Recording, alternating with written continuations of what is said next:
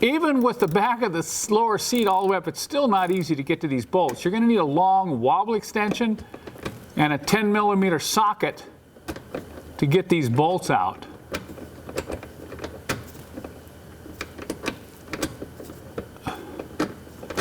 You see why they're so hidden? And this, once again, is typical on the 190E seats. The 124 and the 126 rear bolts are much easier to get to. Now that we have the bolt out on both sides, we'll be able to power the seat back to get the front bolts. There's one very important thing I forgot to mention earlier, and that's before you unplug these electrical plugs here, make sure that you power the headrest all the way down like you see here and tip it forward. If you can't get the headrest down, it's hard to get it through the door opening, okay? And it makes it a lot easier too if you can, if your seat back is powering, tilting back and forward, also power the seat back all the way forward like this. And that'll make it easier to lift the seat out of the car. Then unplug the wiring. Okay, what I'm doing, this can be a real backbreaker. Sometimes I'll actually get a helper. If I have a helper handy, I'll have him sit in the back seat to give me a little extra oomph in the back of the seat to get it up and out of the car. Because if you stand up and try to reach in there and lift the seat out, you can really wrench your lower back. So if I'm by myself, this is what I do. I actually get down on my knees like this.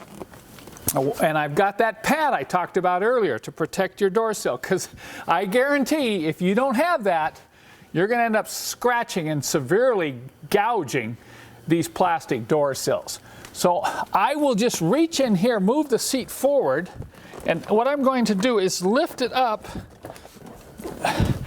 and if I knock the pad off, I'm going to get it back under here. I'm going to just keep moving the seat out. Keep moving it out, move it forward, and kind of get it up balanced on the door sill, okay? I'm still down here on my knees. Then I'll stand up and lift it out of the car and immediately set it down on the ground using my legs and knees, because these seats can be really, really heavy. Okay, the seat is out. We'll go ahead and set it up on the bench now and get it ready to replace that lower seat track assembly. Right now I'm going to go ahead and use my booster pack and power up each one of these motors to make sure everything's working right before we put this back in the car. If you're having power seat issues on your old 201, 124, 126, you might find my on-demand video very helpful.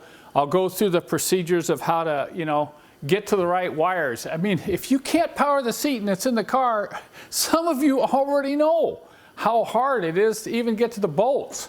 So I've learned a few tricks over the years, and I'll share those with you in this video.